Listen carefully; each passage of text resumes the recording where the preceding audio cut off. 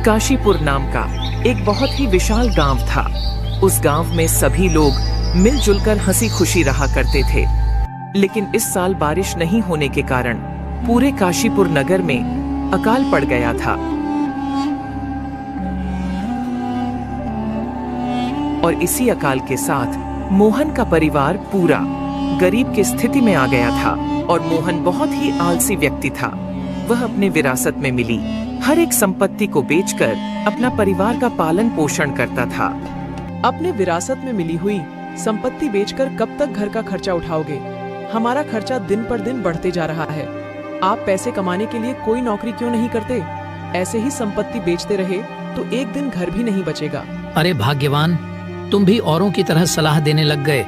खर्च की चिंता मत करो, मैं जानता हूँ कि मैं क्या कर रहा हूँ। तुम भली भांति जानती हो कि मुझे किसी के अधीन काम करना पसंद नहीं है। मैं किसी भी तरह से परिवार का पालन पोषण करूंगा और इस अकाल की स्थिति में कोई काम भी नहीं देगा। आपने खेती की जमीन को टुकड़ों में बेच दिया घर चलाने के लिए। इसके वजह आप जमीन पर खेती कर सकते थे। अब तो हमारे पास बेचने के लिए कुछ भी नहीं बचा है। कहीं काम कर लीजिए और परिवार का देखभाल कीजिए। मुझे तो चिंता हो रही है कि हमारे परिवार का क्या होगा अब। अरे हाँ, मैं समझ गया। मैं किसी भी कीमत पर इस परिवार का ध्यान रखूंगा और इस अकाल की स्थिति में घर को नहीं बेचूंगा। अब मुझे ज्ञान देना बंद करो। मोहन अपने पत्नी नेहा से गुस्सा होकर वहाँ से चला जाता है। फिर मोहन एक जगह खड़ा होकर सोचने लगता है कि इस अकाल की स्थिति में परिवार का पालन पोषण कैसे करूं? अब तो मेरे पास बेचने को भी कुछ नहीं बचा है। वह पैसा कमाने के लिए कोई सरल उपाय खोज रहा था। तभी उसके दिमाग में एक उपाय सूझता है। फिर मोहन अगले दिन गांव के साहूकार के पास जाता है। क्या खबर है मोहन भाई, इतनी चलती धूप में आ गए? तुम्हें देखकर तो मैं हैरान हो गया। मजाक बंद करो यार, मुझे तुमसे कुछ मदद चाहिए, इसलिए मैं कड़ी धूप में तुमसे मिलने आया हूँ। इसके अलावा और कोई कारण नहीं है। ये बात तो सच है कि आप बिना सौदे के बाहर आते ही नहीं, क्योंकि आप विरासत में मिली हुई सारे संपत्ति को बेचकर पूरा पैसा उड़ा देते हो। मेरे सब्र का परीक्षा मत लो बिरजू भाई। मैं सिर्फ सौदा करने के लिए आया हूँ और कुछ नहीं। क्या सौदा है मोहन भाई, और मैं आपकी क्या मदद कर सकता हूँ? मुझे अपना व्यापार का काम शुरू करने के लिए निवेश के रूप में आपसे कुछ पैसे उधार चाहिए। आप अपना खेती के जमीन को टुकड़ों में बेच दिया और मुझसे पैसे उधार मांग रहे हो। मैं आपको किस भरोसे उधार दूं? आपके पास तो कुछ भी नहीं है और आप शहर में व्यापार किस चीज का करेंगे? संपत्ति बेचना या ना बेचना, यह मेरी इच्छा है। आपका इससे क्या लेना देना? हालांकि मैं व्यापार करना चाहता हूँ। मेरे पास एक अच्छा विचार है और मुझे आपसे सहायता की जरूरत है। क्या आप मेरी मदद करेंगे? ठीक है, देखते हैं। वैसे आपका विचार क्या है, जरा मुझे भी बताओ। आपको क्या लगता है मैं मूर्ख हूँ? मैं अपना विचार आपको क्यों बताऊं? ठीक है, आपकी मर्जी, लेकिन यह बताइए कि आप यहाँ क्यों आए हैं और क्या सहायता चाहिए? मुझे कुछ ज्यादा नहीं बिरजू भाई। अगर आप मुझे 10,000 रुपए देते हो तो मैं इस महीने के आखिरी तारीख को आपको 30,000 रुपए ब्याज के रूप में दूंगा। क्या तुम मुझे 30,000 रुपए दोगे? मैं आपको 10,000 रुपए दूंगा। तो क्या तुम मुझे बेवकूफ समझते हो मोहन भाई? यह मेरे व्यापार का रहस्य है। वैसे भी अगर आपको विश्वास नहीं है तो यह पैसा कर्ज के रूप में दे सकते हो। मैं यह पैसा ब्याज सहित आपको लौटा दूंगा। मैं तुम्हें कर्ज कैसे दे सकता हूँ? तुम्हारे पास कोई धन संपत्ति नहीं है। आप मेरे उन पैसों के लिए क्या वादा कर सकते हो? आप मुझ पर शक कर रहे हो बिरजू भाई। आप जानते हैं कि मेरे पास मेरा घर है, इसलिए उस घर को आप मुझसे वादा के रूप में ले सकते हैं और एक समझौता लिखे तो आपको भी सुरक्षित महसूस होगा और मुझ पर विश्वास होगा। मोहन के ऐसे बात को सुनकर बिरजू को राहत दी, क्योंकि उसे पता था उधार देना, वह भी ब्याज और सही दस्तावेज के साथ, बिरजू को फायदा का सौदा लग रहा था। ठीक है, मैं तुम्हें पैसा दूंगा, लेकिन एक शर्त पर। प्रति 100 रुपए पर 10 रुपए तक का ब्याज लगेगा। आपको बिना सफल हुए भी ब्याज का भुगतान करना पड़ेगा। ठीक है बिरजू, मैं आपका सारा पैसा समय पर लौटा दूंगा। फिर बिरजू मोहन को पैसे दे देता है और फिर मोहन खुशी खुशी वहाँ से चला जाता है। उसके बाद मोहन गांव के कई लोगों के पास जाता है और इसी तरीके से कई लोगों को एक ही कहानी सुनाकर बहुत से पैसे जमा कर लेता है। फिर मोहन शाम को घर लौटता है और अपनी पत्नी नेहा से कहता है, नेहा, तुम हमेशा मुझे आलसी होने का ताना मारती रहती हो ना, लेकिन देखो अब मेरे पास कितना सारा पैसा है। ओ जी, इतने सारे पैसे आपके पास कहाँ से आए? कौन देगा मुझे? मैं इस धन को अपने बुद्धिमानी और चतुराई से पाया है। क्या तुम्हें मुझ पर विश्वास नहीं है? मैं आपको बहुत अच्छी तरह से जानती हूँ, आप इतने बुद्धिमान नहीं हो सकते। अब सच बताओ, आपने क्या किया है? मैंने गांव के सभी साहूकार, सेठ, मुखिया जी से कहा कि मुझे व्यापार के लिए पैसों की जरूरत है, तो उन सब ने मुझे ब्याज के रूप में पैसे उधार दिए हैं।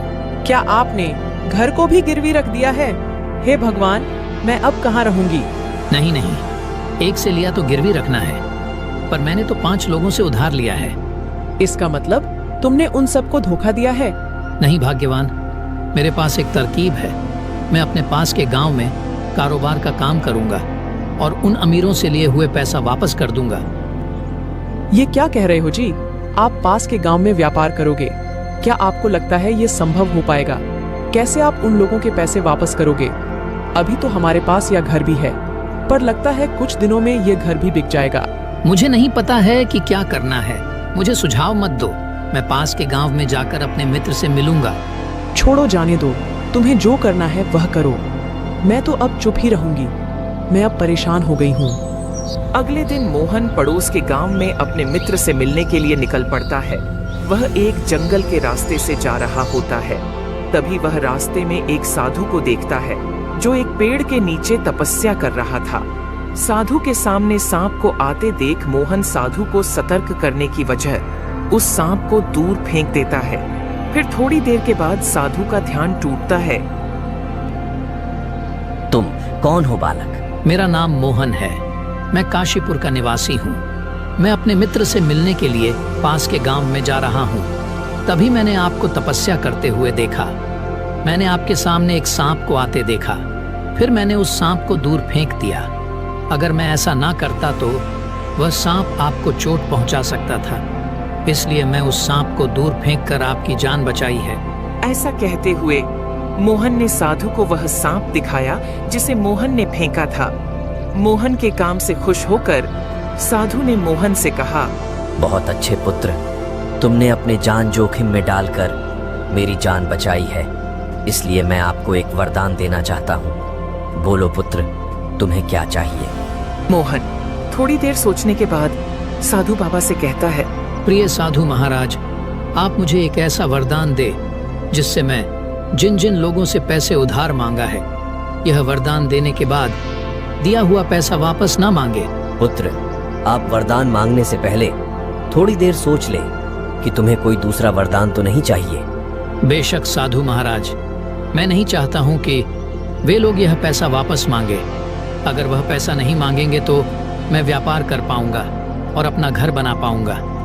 कुछ खेती की जमीन खरीदने के बाद मेरी पत्नी के लिए गहने और अन्य संपत्ति भी खरीद पाऊंगा और फिर कुछ दिनों में ही गांव का सबसे अमीर व्यक्ति बन जाऊंगा। इसलिए साधु महाराज, आप मुझे वह वरदान दे दें। साधु महाराज, आपका बहुत बहुत धन्यवाद। मैं हमेशा के लिए आपका आभारी रहूंगा। खुश रहो पुत्र, अब तुम जा सकते हो। साधु महाराज से विदा लेने के बाद मोहन वरदान पाकर काफी उत्साहित महसूस करता है और पास के गांव में अपने मित्र रामू के पास जाता है। अरे मोहन भाई, बताओ सब कुछ कैसा चल रहा है? मेरा सब कुछ ठीक ठाक ही है, और बताओ तुम्हारा कैसा चल रहा है? तुम गांव छोड़कर कुंवारा ही क्यों रह गए? मेरा शादी करने का मन नहीं है। मैं गांव से भाग कर आया हूँ क्योंकि मेरे पिता चाहते थे कि मैं शादी कर लूँ। मैं साहूकार हूँ और मैं अपने व्यापार से बहुत खुश हूँ। तो बताओ, तुम क्या कर रहे हो और यहाँ किस काम से आए हो? मुझे अपने जमीन बेचने पर कुछ पैसे मिले हैं, और तुम तो जानते हो कि अगर सही तरीके से निवेश नहीं किया गया तो सारा पैसा डूब जाएगा। अब मुझे आपकी मदद की जरूरत है। आप यह पैसा ले लीजिए और ब्याज पर देकर व्यापार करिए। आप 2 रुपए का हिस्सा लें और मुझे 8 रुपए का हिस्सा दें। यह इतना आसान नहीं है जितना तुम कह रहे हो, लेकिन तुम मेरे मित्र हो, इसलिए तुम जब चाहो तब ब्याज सहित यह पैसा ले जा सकते हो। फिर मोहन अपने मित्र को सारे पैसे दे देता है और अपने घर वापस लौट आता है और सारे घटना को अपनी पत्नी नेहा को बताता है। क्या आपने सारे पैसे उस मूर्ख रामू को दे दिए? वैसे भी मैं तुम्हारे दिमाग को नहीं समझ सकती। हाँ, अब समझ में आया ना। पैसे कमाने के लिए नौकरी की जरूरत नहीं होती, बल्कि बुद्धिमान होने की जरूरत है। इसलिए मुझे अब कभी भी ज्ञान मत देने की कोशिश करना। अच्छा, बकवास मत करो। तुम कड़ी मेहनत से बचने के लिए ऐसा कह रहे हो। ये मनगढ़ंत कहानी है। तुम एक न एक दिन बहुत पछताओगे। कहानी नहीं नेहा, बस तुम इंतजार करो और देखो, मैं गांव के सबसे अमीर आदमियों में से एक बनने वाला हूँ। और कुछ इसी तरह व्यापार करने के विचार से खुशी महसूस करता रहता है मोहन, और सोचता रहता है कि साधु जी के वरदान के कारण कोई इंसान उससे पैसे वापस करने के लिए नहीं कहेगा। इसी तरह से 10 साल बीत जाते हैं। फिर एक दिन साहूकार का बेटा पवन मोहन के पास आता है और उससे कहता है, सुन लो मोहन चाचा, आपने 10 साल पहले मेरे पिता से पैसे लिए थे और ब्याज भी नहीं दिए हैं। कृपया करके मेरा पैसा वापस लौटा दे। इसकी बात सुनकर मोहन सोचने लगता है कि पवन को उस कर्ज के बारे में कैसे पता चला, जबकि उसके पिता ने एक बार भी पैसे वापस करने के लिए नहीं कहा था। वह साधु के वरदान के बारे में सोचने लगा और उस पवन से कहा, तुम्हारे पिता से पैसे कब लिए हैं? इसके कोई सबूत है आपके पास? अगर कोई सबूत है तो दिखाओ। मोहन ने पवन को झांसा देने की खूब कोशिश की, पर तुरंत पवन ने वह दस्तावेज दिखाए जो वह अपने साथ लाया था। यह देखो, तुम्हारे द्वारा हस्ताक्षर किया हुआ दस्तावेज। आप झूठ मत बोलो और मेरा सारा पैसा 1 सप्ताह के अंदर मुझे वापस कर दो, वरना मैं तुम्हारे घर को कब्जा कर लूंगा। मोहन को कड़ी आवाज में चेतावनी देते हुए पवन वहां से चला जाता है।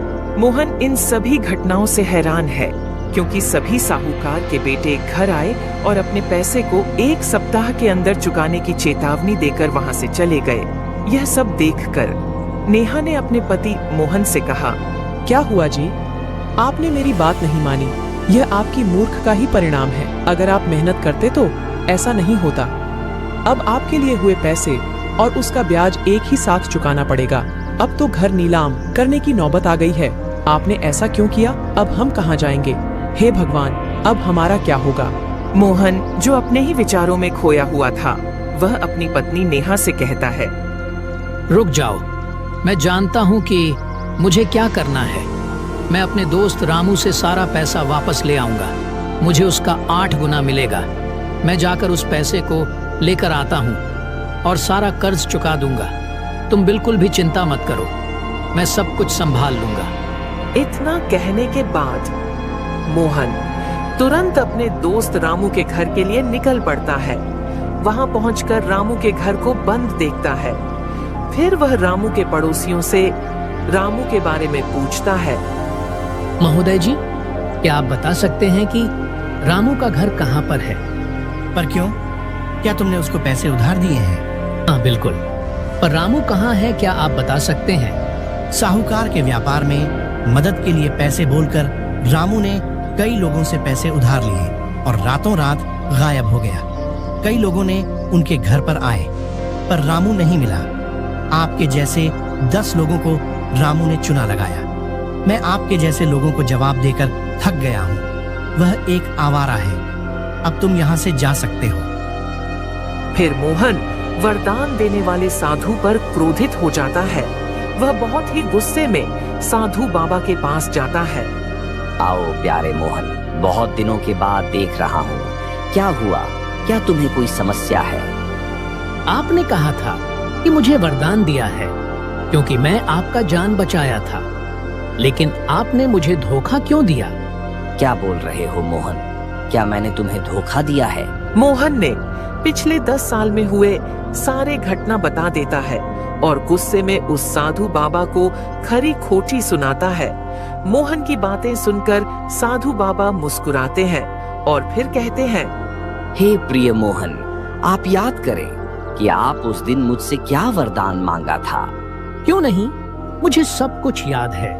मैं कहा था कि जिस व्यक्ति ने मुझे पैसे उधार दिया है वह मुझसे वापस पैसे ना मांगे। तो यही कारण है कि उन साहूकार ने जब तक जीवित रहे तुमसे पैसे नहीं मांगे, तो तुम्हारा वरदान तो पूरा हो गया।